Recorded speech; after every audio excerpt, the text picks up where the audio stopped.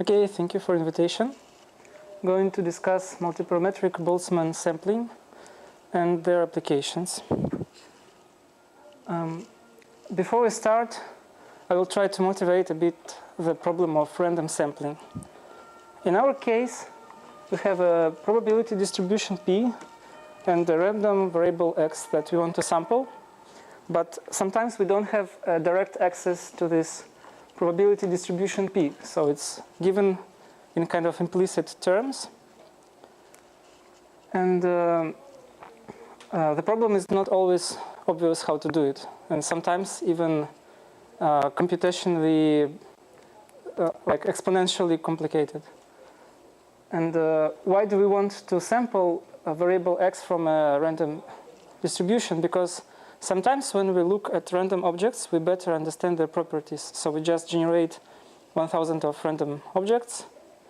And instead of mathematical study of the statistics, we can just sample and try to do the simulation. Another two applications relate to cryptography and hashing, because in cryptography, people need very precise random algorithms. So the deviation from the uniformity must be really exponentially small. Okay, it's the end of the story.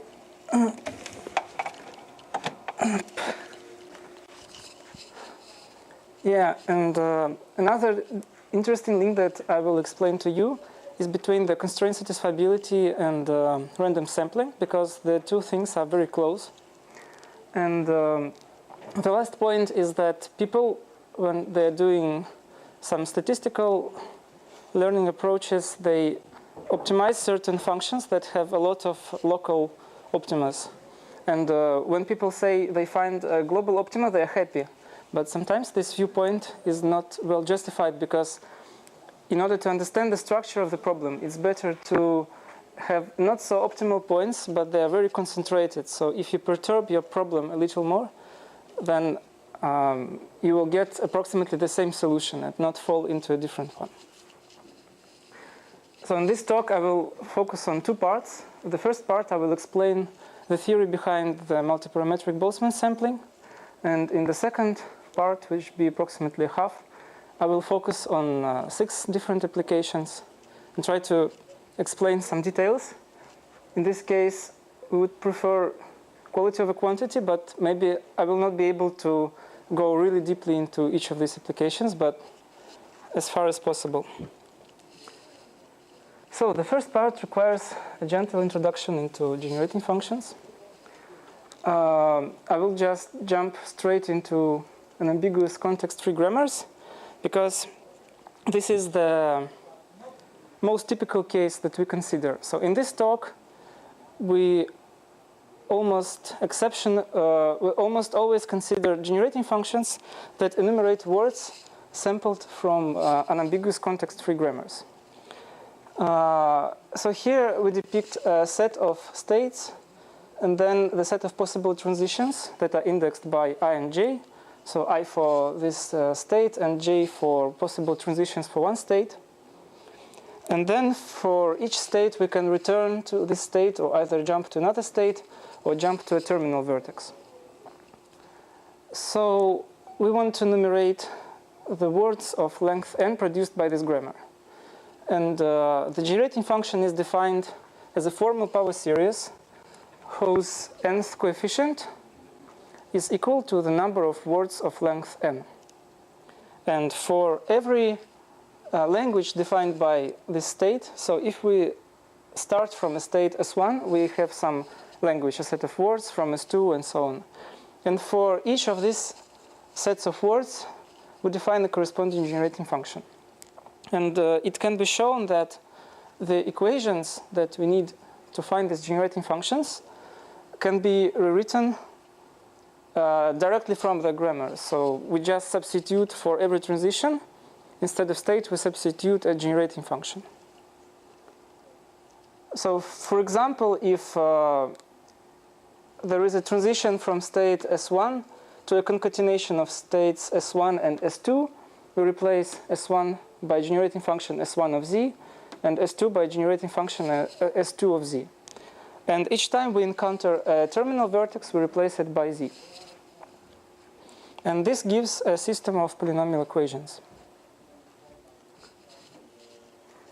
The same thing happens when we have different terminals which we distinguish. And instead of asking how many words of size n do we have, we ask how many words of a vector size nk. That means we want to fix the number of terminals of each color. And for this purpose, we introduce several variables for this generating function, each variable for a corresponding color of the terminal. And then we have a sequence A indexed by, in this case, 5 indices, and 1 and 4 and I. So the first 4 indices denote the corresponding capacity, how many terminals of size n1 and 4 in this word, and I denotes the index of the initial state. And the corresponding generating functions again satisfy algebraic equations, but with more variables. And I will try to explain why I focus so much on context-free grammars and generating functions. So this object seems to be really well studied, and some languages are not as simple as context-free. So there are a lot of interesting languages which don't fall into this context-free category. But my point is that in the multivariate setting, you can increase the number of states, and you can increase the number of terminals and get everything that you want. So with generating functions and something which is similar to context-free grammars, we can enumerate tree-like structures. For example, this is a tree-like structure. It is not exactly a tree because you can have some decorations like a cycle or some more complicated decorations. And some kind of concurrent processes were studied by Antoine Giannitrini in Paris 6. So these are also labeled not exactly tree-like structures, but they can be also viewed like trees with decorations. Each process, we start with one process which can fork into two ones and then perform independent computations. And at some point, we need to collect the data. And these labels correspond to the order of computations. And this corresponds to increasing directed acyclic graphs, which satisfy second-order differential specifications. Another interesting example is, of course, we can generate random graphs near some critical points, and not necessarily graphs, but graph-like structures. For example, here we can see like edges of different colors, and according to different model of randomness, not necessarily uniform graphs, but if we want to alter the distribution somehow to match some real networks, it's also possible. Integer partitions are an interesting example that we want to discuss as well today. So these are sums of integers that are sorted in increasing order and can be represented by Young diagrams. So each number is represented as a set of squares, and then we stack these squares on the top of each other in increasing order. Another example is sampling of RNA sequences. So these are also tree-like structures, but sometimes the questions that can be posed about these structures is far from trivial. Like we compute the energy of a configuration, which corresponds to each edge has a certain energy. And we want to understand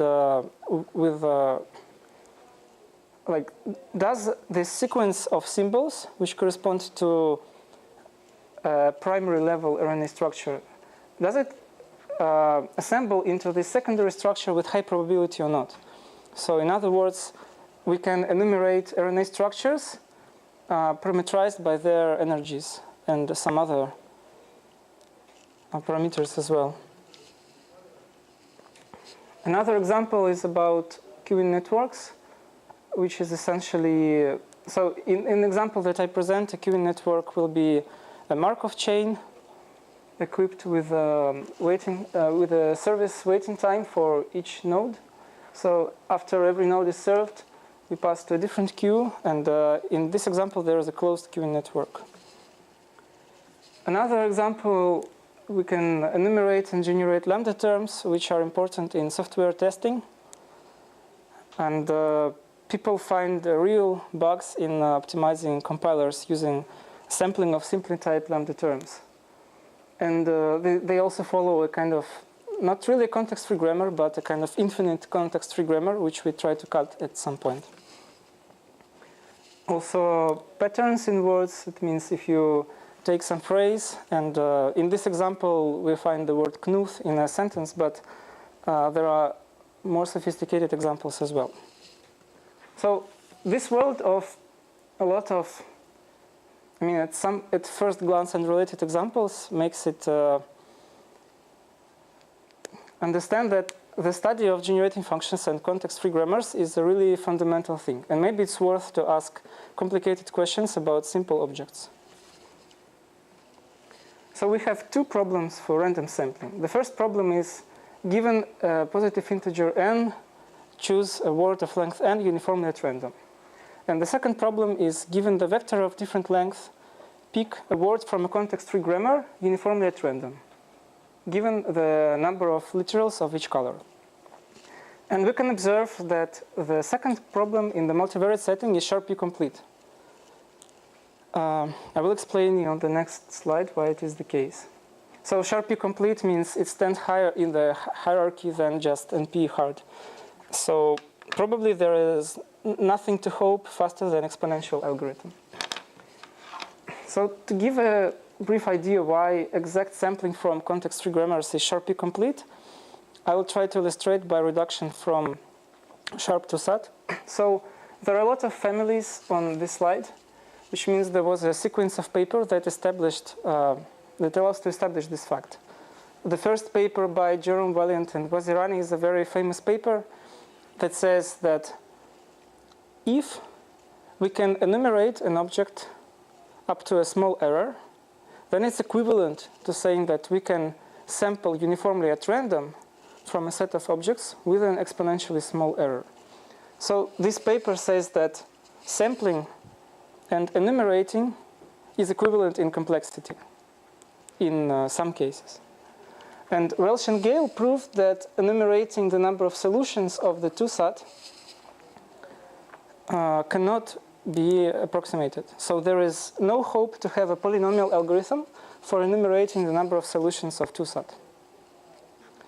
So what we do, we consider a random 2SAT formula, and then we construct a context-free grammar such that if we are able to sample words uniformly at random from this context-free grammar, then we are also able to sample the solutions of the 2SAT uniformly at random.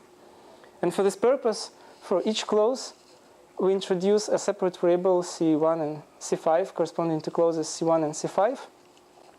And this C1 and C5 become the arguments of the generating function. And then the variables x1, x1 bar, and so on, they become the functions of the non-terminal symbols of this grammar. And for each non-terminal symbol, we represent them as a product of clauses that it enters to. And then we can prove that the second coefficient with respect to each variable, so we use this notation square brackets z to the n f of z, which denotes the nth coefficient of the generating function. So if we are able to sample words with two symbols of each color from this grammar, then we can solve the sharp to SAT. If you have any questions, then I can answer them, maybe some brief questions. So the hope to solve, to get around this exponential complexity is to consider a relaxation of the problem, which is a Boltzmann distribution. So instead of picking words uniformly at random, we allow the size to be variable. So consider a generating function s of z, which corresponds to some context-free grammar. So suppose in the univariate case, just to start with, we enumerate words of length n, and we sample from such a distribution that now the size of the word is not a constant, so it follows some Boltzmann distribution. The Boltzmann distribution means the probability that the word has size n is proportional to nth coefficient of this generating function. And we also require that if we condition on the size of the word, then inside a given size, all words have equal probability. And then we formulate a new problem. Is it possible to sample from a Boltzmann distribution for a context-free grammar with one or several parameters? And it appears that there is a very beautiful algorithm, very simple, that gives a linear time sampling from the Boltzmann distribution. And it works essentially like a stochastic Markov chain. So you consider this context-free grammar, and you consider these transitions. You write these transitions, a union of these transitions as a sum of generating functions, and pick J's transition with probability proportional to the value of the generating function. So if your input is a terminal, then you finish and return a terminal symbol.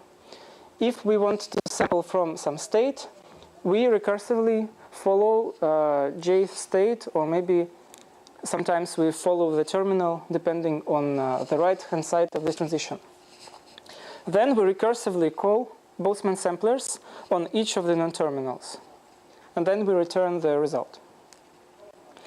At first glance, it seems that this algorithm can work for infinite amount of time and will never stop. But you can also notice that this algorithm is parameterized by an argument of a generating function by value 0. So depending on this value z, which is positive, it's possible that algorithm stops with high probability or never stops, or different cases are available. What does stop mean here? Sorry? What does stopping mean? I don't understand what stopping for the algorithm means. At what stage can it stop? So it stops when it's called on the terminal. So for example, if there are two transitions, one has non-terminals and the second doesn't have non-terminals, and we fall into the second case. And if there are no non-terminals left, then we stop.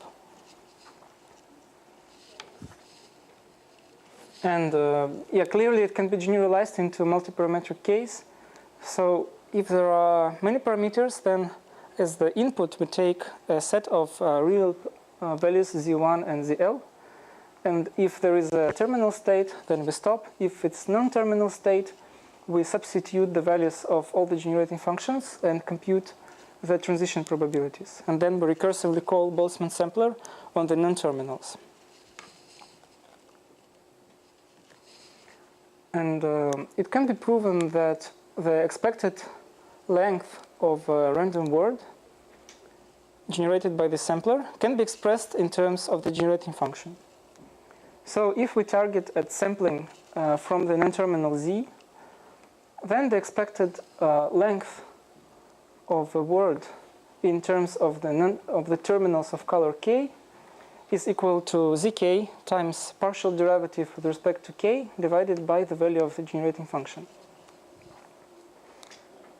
And the second property is that, the most important property is, of course, the Boltzmann sampler does return a word from a Boltzmann distribution. And the last property is that the parameters tend to be Gaussian if we require certain conditions like strong connectivity of the grammar and constant frequencies of the letters. And we will see that in practice these Gaussian distributions hold much more often than just in the strongly connected cases. Can I ask a question? Yeah. So this looks to me as somewhat connected to branching processes, right? Because you replace an individual by a certain number of individuals through this generating function thing, and so what you call terminal parameters which are not replaced. Yeah. Oh, sorry, the microphone. I think like Galton-Watson process, for example, is can be viewed in terms of Boltzmann sampler. Yes. And so my question is that, so I mean, for Galton-Watson process, it could stop or not stop depending on the size of the population. So there ought to be some. Yeah, exactly. If you say that the expected value is equal to infinity, and you can find the finite value z, which is a singularity of the system of generating functions. So you take the generating function, and the singular value gives the critical Galton-Watson process. Ah, okay. Thank you. Yeah, essentially we are coming to the problem of tuning. So it means after we have these expressions for the expected values of parameters, then we want to solve an inverse problem. Given the expected values, can we find the arguments of the generating functions? So in other words, these arguments of the generating functions are sort of handles that we can rotate. And when we rotate some handle, we affect all the expected values of different frequencies. And we cannot handle this, we cannot turn these handles independently. So the question is, do we have some efficient tuning procedure for a multiparametric Boltzmann sampler to ensure that the expected frequencies are controlled? And then we proved, we constructed a tuner, polynomial in complexity, polynomial in the number of parameters.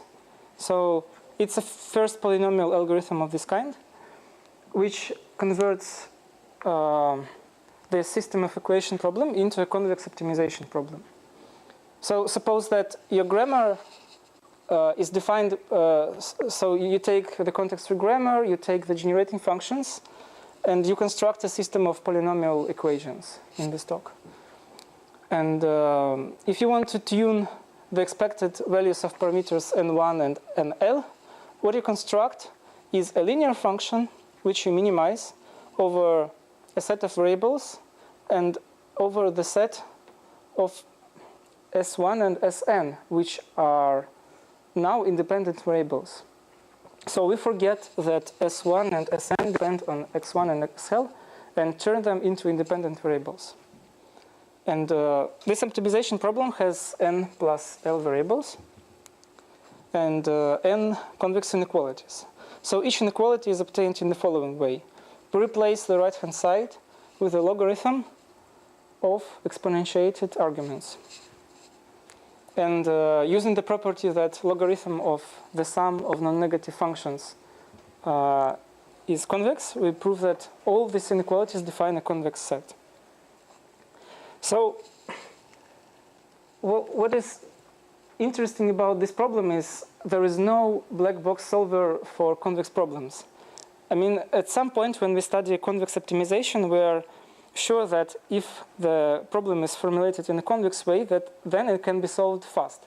But this is not exactly true, because it's better to know something about the structure of your problem. And otherwise, and this is the case when a logarithm of the sum of the exponent has a very badly behaved second derivative. And we were so lucky to discover the DCP principle, which is a disciplined convex programming. So in this disciplined convex programming framework, you have to prove that your problem is convex. And the proof is used to re-encode this problem in a different standard form, which in its turn can be solved efficiently. And disciplined convex programming means you take elementary convex functions like x, x squared, exponent of x, and so on. And you're allowed to take some compositions of these convex functions and sums of these convex functions. So if you follow these rules and you're able to prove the convexity, then you get a fast solution of your optimization problem. And sometimes convex problems do not have a polynomial proof. It's also interesting, but in this case, we are lucky. So I'm about to move to the second big part of the talk. So if there are any questions about Boltzmann sampling, it's a good time to discuss a little bit.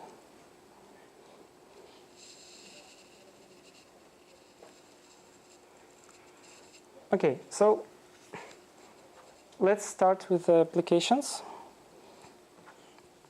Because for me, the tuning procedure looks so natural and so simple that it might be something, I don't know, either it's something trivial or it's something fundamental. So I'm trying to answer this question. Is it something trivial or is it something fundamental? So before we start, I would like to advertise the tool that we implemented. So it's a Python script and a Haskell program which implements this tuner and sampler in practice. So this is example how this is actually the code that you enter in the tuner. So you specify the grammar. In this example, we specify the grammar of Moskine trees. And these are not classical Moskine trees, but some variation of Moskine trees. So these are trees that every node has either one child or two children. But we bring some modifications into the system. So we say that every node which is not a leaf is counted twice. And then we also say that we want trees that the frequency of unary nodes is 30%. So in the program specification, it would look like there are user-defined keywords like leaf, unary, and binary, Moskine tree. And then you specify that the Moskine tree constructor has size 2. And you also specify that the second transition should have frequency 0.3. And this is basically how the code looks like. And in order to get the impression of the efficiency of this polynomial algorithm, I show the example of tilings, which is not really practical, but serve as a computational benchmark. So we construct the tilings of a fixed width and infinite height. And these tilings follow a rational grammar. And we have a set of tiles which are formed by an arbitrary subset of squares on the top level. So we get a huge number of states. We get over 1,000 states. And then in this grammar, which is automatically computed, we get like 20,000 states of the grammar. So I'm sorry, this is the number of tuning parameters is over 1,000 and 357,000 transitions. And I remind that the previous known algorithms were exponential in complexity or required some handwork manipulations. So it was not trivial to tune the system by hand. So we need only a few hours to tune the system. In a usual laptop, no parallel computations. So after we keep in mind that we have something implemented, we try to look at different applications. So there are 6 I'm going to tell you about. The software testing and finding bugs in optimizing compilers. The second application, is it possible to sample non-uniform sparse random graphs?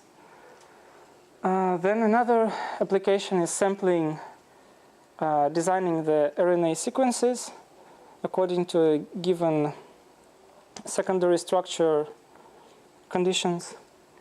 Then Bose-Einstein condensate in quantum harmonic oscillator, which is related to partitions that I discussed before, multi-class queuing networks, and a new relation with a tuner and the maximum likelihood estimation, which in its turn gives rise to some new statistical algorithms as well.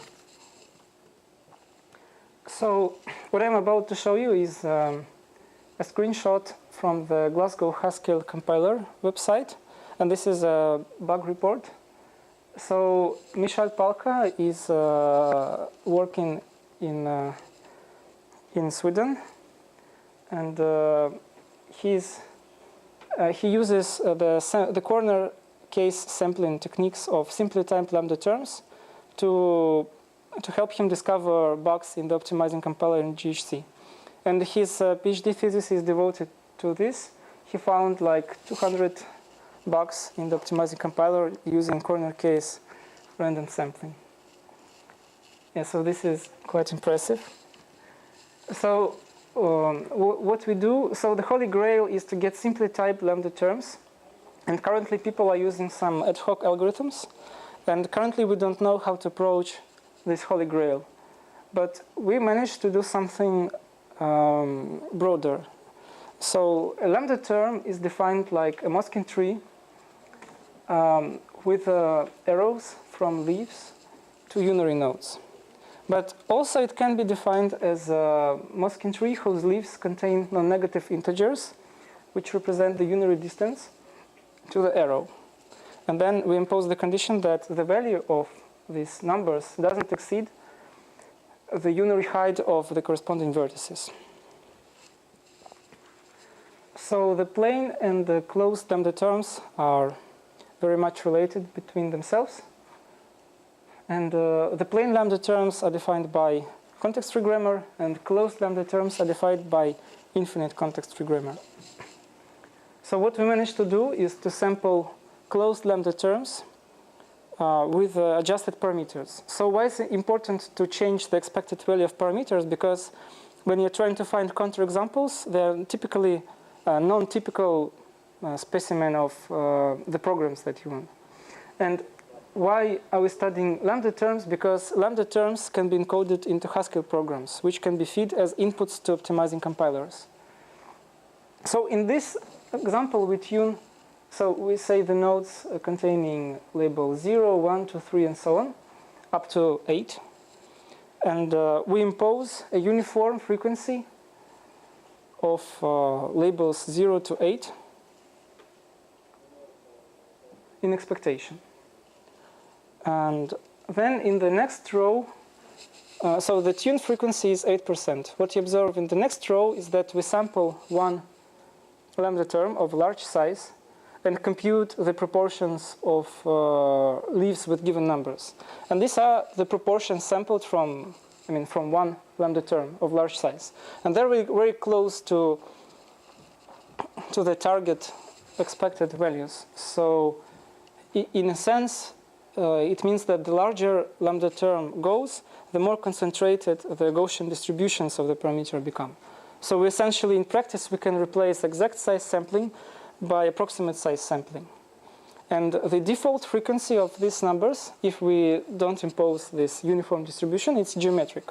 So it increases very fast to number 8. And in the lambda term that we sampled from the default frequency, we didn't observe leaves with degree 8.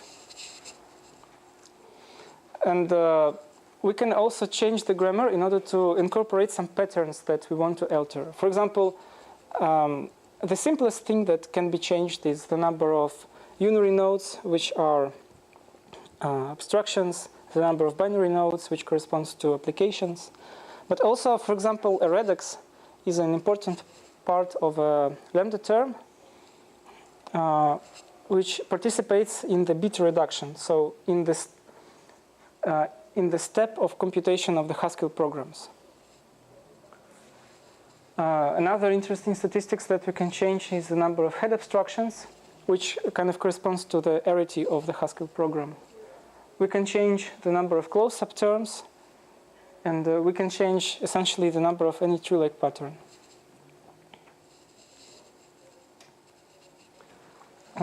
Yeah. So has your generator been used to find actually new bugs on the Haskell compiler? So yeah, I'm saying that people in the lambda term community are essentially interested by simplified lambda terms, which we cannot sample yet.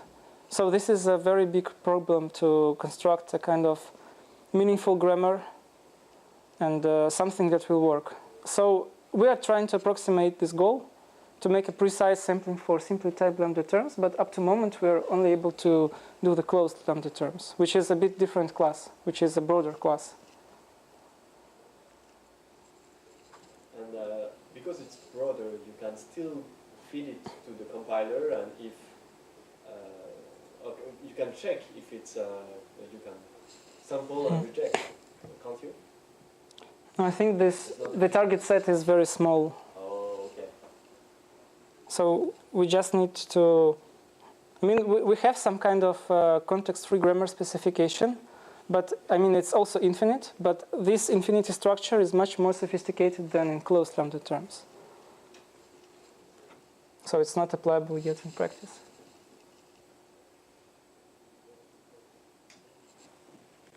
So the second thing is that the second application concerns random graphs. And it's known that Erdős-Rényi random graphs don't really exemplify the properties that people encounter in real networks. So the goal is to change maybe the degree distribution or the principles from which the graphs are sampled. And so in our result with Vladimir Vela-Manana, basing on the previous work of Eli and Lander Ramos, we managed to investigate random graphs with a given set of degree constraints. So in this picture you see this is not a random graph, but a graph whose degrees are only allowed to be from the set 1 to 3, 5, 7. And in Erdős-Rényi graphs, when we increase the number of edges, there happens to be a phase transition when the number of edges approaches 1/2 of the number of vertices. And in graphs with degree constraints, this point of phase transition is changed depending on the degree constraint set. And what is possible to do in this situation is to take some default parameters of a random graph, like the number of trees, the number of unicycles, the size of the dangling tree, which is typically cubic root of n, the length of the two-core path, which is typically cubic root of n, and impose a different expectation on these parameters, different from the default ones. And this is possible to do because the graphs near the point of phase transition can be specified using the generating functions. So what we have to do is to carefully choose the patterns that we want to change and apply the Boltzmann tuner to change the expectations of these parameters. One thing I don't understand. So I thought this was meant for trees. You are generating trees by this grammar. So how is it that you can handle graphs now? So when you fix the number of, so you say the number of vertices is large. Yeah, I mean, typically when you have a context tree grammar, it enumerates an infinite set of objects of size n. Tree. And then you say that you encode the size of the object into the grammar itself. But this context tree thing is, as we discussed, is like branching, so it builds a tree, right? So, and now you start putting constraint on an object which is not a tree. And this is a bit more sophisticated than tree-like structure because essentially it's tree-like, but it is not a tree. So here we apply like sets of objects, which is like exponentiation of generating functions. And for example, the cycles, which is a logarithm of some generating function. And this framework is a bit more general than context tree grammars. So, maybe an example say is you can generate a bit tree using context tree grammar, easy. And then you can also generate a bit unicycle, a graph with only one cycle. And that's also easy, just a tree with an edge added somewhere. And also have information about the length of the cycles that is built. You can do that with 2 cycles, 3 cycles. And you can grow from there like that, and you can do more complicated things. Yeah, so according to Eli's remark, it's kind of non-obvious that the decorations of the tree-like structures somehow might look at the end very different from the initial trees.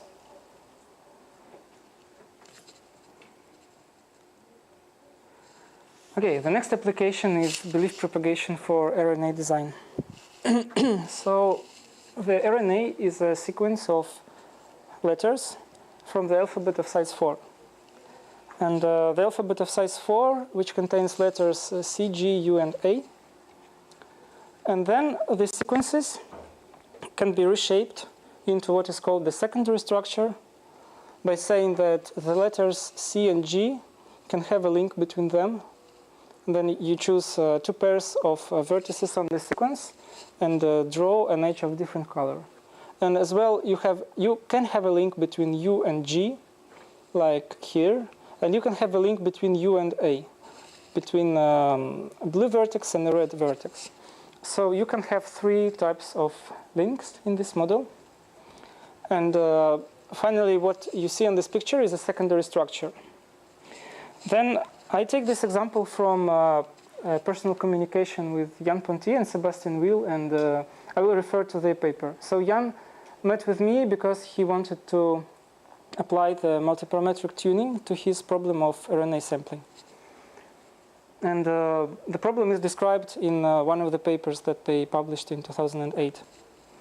The problem is the following. So consider you fix the secondary structures S1 and Sk, each of the fixed given size n. And then you ask either how many RNA structures following these secondary structures. In other words, how many RNA sequences does there exist such that they can fold into each of the given secondary structures? Or alternatively, instead of enumeration of this RNA, we can ask, can we sample them uniformly at random? And it turns out that this problem, which is useful for them, turns out to be Sharpie complete as well, because it is equivalent to enumerating independent sets in bipartite graphs. So independent set is a classical NP-complete problem, so enumerating independent sets will be Sharpie complete. Then, of course, the solution is to do the Boltzmann sampling, because when we have a difficult problem which is difficult to settle in the exact sense, we want to relax the constraints. And let's see how it goes. So if you have a set of secondary structures, say R1, R2, R3, and the same sequence of labels, because all these secondary structures should have the same length as the target RNA. Then we draw a graph which puts a chords to the vertices that can be linked in either of the secondary structures. And we also put different colors because we want to distinguish these edges. And the next step is to forget about the colors for the moment and just look at the connected components of the graph. So here I return back. It was the graph of chords. So each edge links 2 vertices that should have labels that can be linked in the RNA model. And when we look at the connected components, the goal is to assign letters A, C, U, G to each of the nodes, such that each edge respects the property of RNA. And what can be proved immediately that this graph should not have odd cycles, because there will be a contradiction between the RNA construction. And what they do is they construct a 3D composition.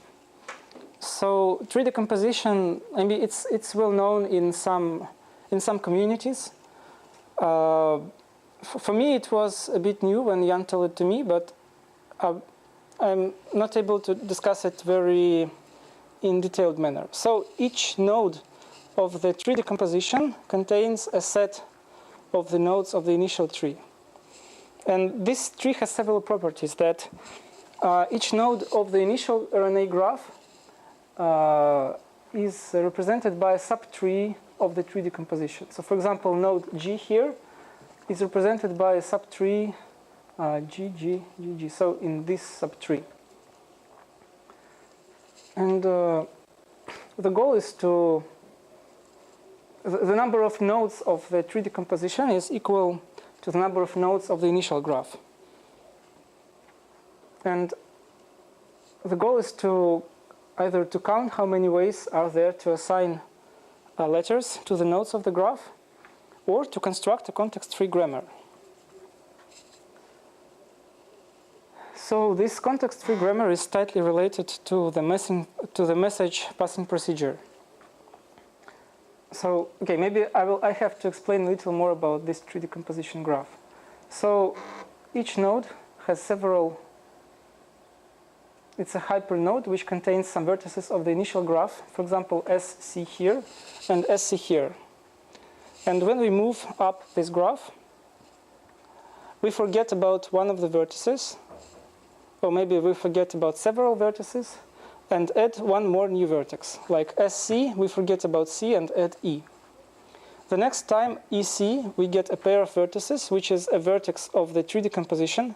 We forget about the vertex C, and then we have U, G, and E as a new hyper vertex. And at this point, it's not clear why we replaced SE by G, E, and U, because it seems completely unrelated. But this process means that we should start from such blocks of nodes, and we try to follow with a small window across this graph, across the cycles, in order to keep information. So for example, if you assign a label to the C, then the label S can be determined, and then the label E can be determined. But then it has restrictions with the adjacent nodes. So it's not so easy to explain it in several minutes. The goal is that for each node of the tree decomposition, you define the arguments that you're interested in. Okay. Is it related to the tree width of the graph? Exactly. So tree width is this tree optimized with some constraints. So the initial paper is about fixed parameter tractable algorithm for computing these things. So in other words, if the tree width is 4, then your algorithm is exponential in the tree width in 4.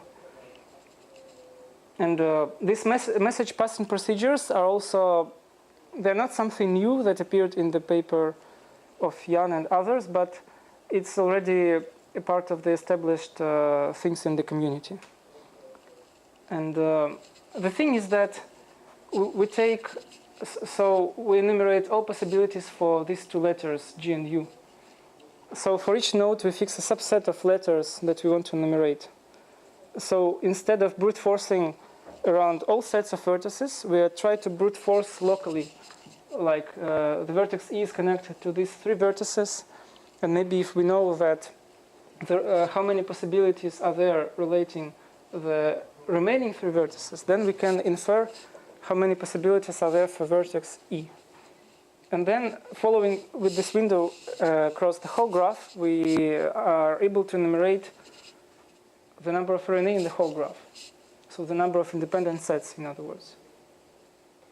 And this message passing procedure can be viewed as a context-free grammar with a sum and a product type of equations. So each equation is a sum of products, and they contain the generating functions. So because this was already established in the community to enumerate independent sets, but what is important in this RNA application is that we have access to parameters that are peculiar to the RNA problem.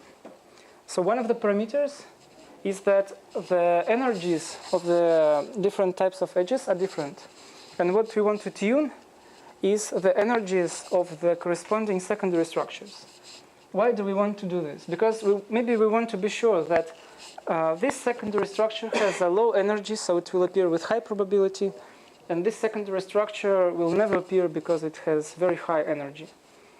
So for every secondary structure, you assign a certain energy that you want to tune, and maybe you want to tune some different parameters, like frequencies of some letters, and some frequencies of pairs of letters, and so on. And the point is, all these parameters can be encoded into this context-free grammar based on this sum product decomposition, on this message passing algorithm. So the point is, I'm not able to explain the details of this grammar, but the point is that everything in this model can be tuned using this grammar.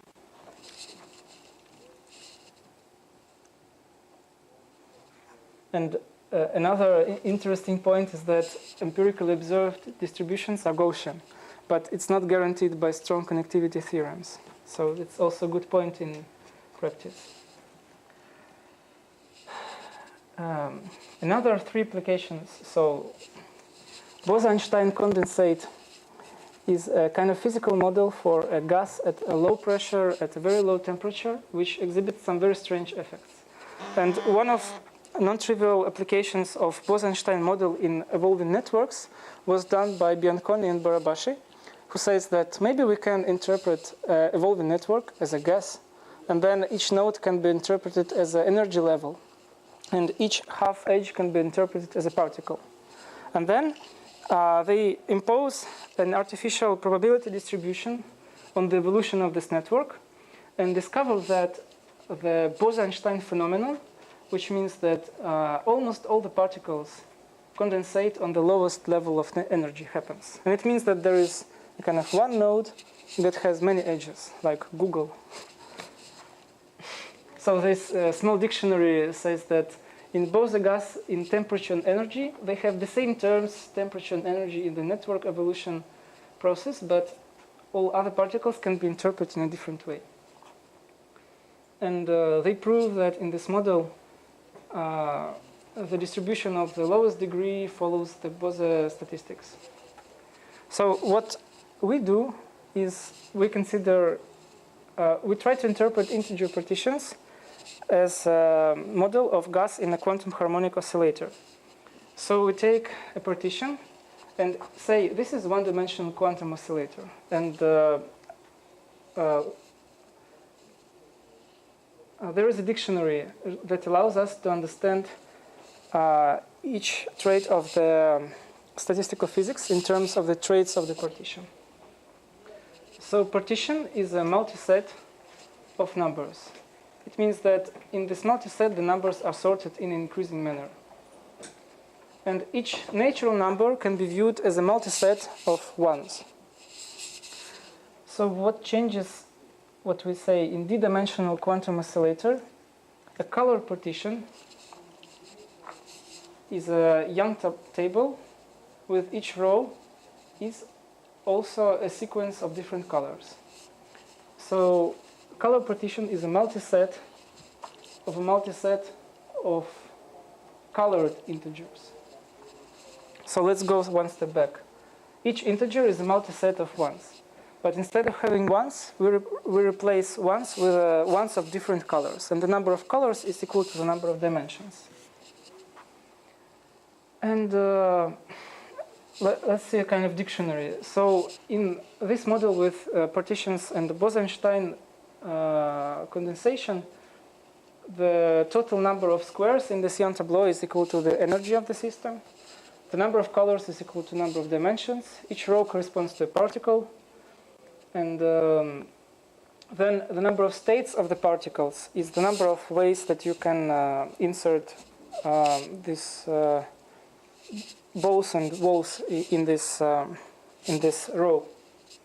So the number of particle state is equal to the energy plus dimension minus 1. Choose energy. And the problem is to generate random quantum harmonic oscillation states with given proportions of colors. And this problem cannot be also solved in an independent manner with each of the variables of the generating function. So it requires a sophisticated tuner.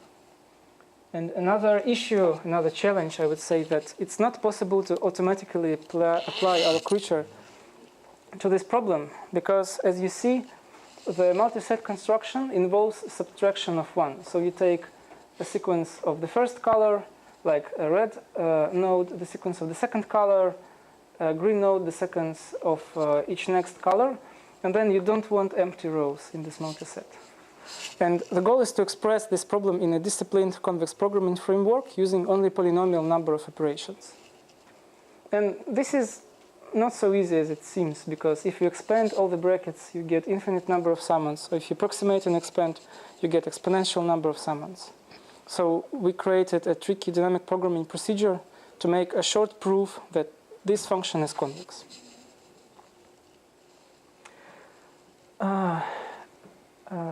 Trying to finish quickly a multi-class queuing network. What I found in a thesis of Christelle Rovetta, which was a PhD student of Anne Bouillat, that if you consider a closed network, which is a closed Jackson network or Gordon-Newell network, with which is a Markov chain with transition probabilities and exponentially distributed service times, then you can have a closed form for its stationary distribution. So the stationary distribution means how many clients are there in each queue. And this stationary distribution, the generating function of this distribution, has a nice closed form as a product of geometric distributions, which is a product form.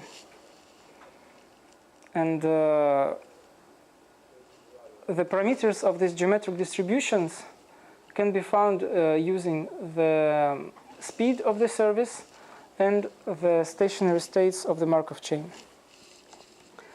One possible generalization of this Q network of so these colors Z1, Z2, and ZL correspond to the nodes of the queue. So instead of having one type of client, we introduce several types of clients and say that for every client there is a certain speed at which it is served in each of the queues. And then we say that we keep the order of these people in the queue. And the combinatorial interpretation is that each geometric progression is a sequence of numbers. So this is a sequence of sequences of multicolored clients, and we can see them as a product of multivariate geometric sequences. So the idea is to replace in every sequence one type with several types, and then we can get a closed form solution for a multi-class model of networks and Q networks, and we can try to tune both the expected number of clients in each queue, and we can tune the expected number of clients of each type in the whole network. The problem is to determine the serving policy that satisfies this stationary distribution, but my guess is that if the serving policy is like in usual networks, so each client is served like he enters first and he exits first, and with his own speed of service corresponding to his class and to this node. And briefly, following the last application. Okay, if there are any questions, I don't know if we have. I just have a comment. Yeah. For the here is the stationary distribution is for the number of clients is fixed. So if when you take if you go back to the last slide. Yeah, here the number of clients is not fixed, but it's Boltzmann distributed. Yes, but in a closed network it should be fixed. So like this. Yeah, if you take. Is for every layer of let's say n customers, and you have to project on the nth dimension to obtain the stationary distribution. Yeah, that's true. So if you take nth coefficient from here, you get the stationary distribution, and in Boltzmann you can have exact size in one parameter by rejecting all other inappropriate values. So we can condition on the total size of the clients if it's necessary. Okay, the last thing is a connection between maximum likelihood estimation and the tuning process. Because if we sample some trees and imagine that trees came from some Boltzmann distribution with unknown parameter, and we want to estimate this parameter, then if we formally write the maximum likelihood estimate, we get that the expected frequency should be arithmetic mean of the observed frequencies. And this is not very interesting from the practical viewpoint. But what's interesting is the connection between likelihood estimate and the tuning process, because having the likelihood function, I'm sorry, which is, this is a bit, I try to collect a lot of maybe things that are far away from each other to show the meaningfulness of this Boltzmann thing. So with this maximum likelihood method, one problem that we can ask is to estimate the hidden parameter. So suppose that this Boltzmann distribution is altered somehow, but we observe not the whole objects, but only some part of the parameters. Like you have trees with altered number of leaves and altered size, but you observe only the size, but not the number of leaves. So you cannot compute the second parameter by tuning by the arithmetic mean, because you don't observe this parameter. But it is still possible to observe, to estimate a parameter even if we don't observe corresponding parameters. It's possible to tune the argument of the generating function even if we don't observe the parameters associated with this argument. And the process of tuning is actually, we try to write the same likelihood for the sample that we observe. And after trying to find the maximum of this likelihood, we see that the problem of finding the second parameter is related to extracting the coefficients of the generating function, which is #p complete, but can be relaxed because if we encounter something that is #p complete, every time we make a Boltzmann relaxation. And so instead of finding the coefficient of a generating function,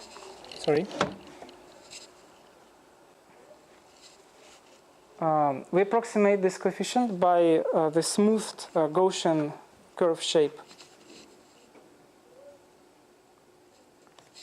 And finally, it's possible to, we need to solve a sequence of tuning problems for each of the observed sample in order to find effective size associated with effective tuning parameter associated with each size of each element of the sample. And finally, we're able to find some relaxation, which allows to find the hidden parameter estimation problem. So I think it's been quite a lot of time that I have been talking. So I need to conclude somehow what has been said. So the first point is that I find the Boltzmann distribution very natural in different contexts. In these cases, when we cannot solve the problem exactly and when we only have exponential algorithms, we find a relaxation which is very close to practice, like with a small error, which may be not very significant for us. And the tuning procedure is also very natural in many contexts. And the second point is that with the poor world of context-free grammars, it's possible to add some decorations to these context-free grammars to get richer class of objects and describe many things that at first glance did not seem to be describable by them. And the third point is that there are a lot of statistical applications. So everything that can be done with maximum likelihood, like regression, like hidden parameter estimation, and so on, can be interpreted on the level of Boltzmann samplers. And if the objects can be interpreted like vectors of parameters, then we can get some meaningful results.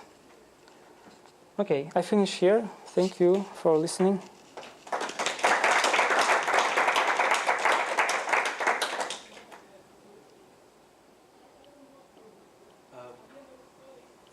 Question. So the problem of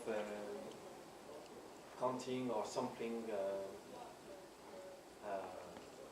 in a context-free grammar is P-sharp complete. Yes. But then you are telling us, I can sample something that will have the average size you wanted. So the exact size would be sharply complete. I can sample something that will be around that, with a distribution that is not just the mean is there, but it's Gaussian around it. So it's kind of nice. I don't know if, do you have any result of how sharp you are around? Do you have your variance? Yes. So when we go back to the theorem of Jan and Olivier, so I mean, in very restrictive assumptions, if your grammar is strongly connected, and if the frequencies are constant, then you guarantee that you have like standard deviation of order square root of n. So it's not the case in non-strongly connected grammars. sometimes it's violated, but we can argue that the space of the grammars where this is violated is very small. So we need to have some bad coincidence to happen that in order to make it not Gaussian. So I also have a question. So this tells us it's very hard to count something exactly, but if you relax it, not a lot, just a little, the size of the thing you are considering, then it's very easy, no, but it's polynomially, you can do it in polynomial time. So you were doing something. Could you say something about counting in the same way? So Some kind of counting? there is a theorem. So where I discussed Sharpe completeness. So the theorem says that a polynomially small error in the enumeration is what we can tolerate, and exponentially small error in random sampling is also what can be tolerated. And maybe here we don't get exponentially small error. So we get an error of 1 over square root of n, which is not enough to prove that p equal to np. Yeah, and here it's kind of, when we do this reduction, some also bad coincidences happen. So we can try to formulate that maybe in a general class of grammars. In practice, we have practically good approximation, like a polynomial approximation of precision, but not the exponential one.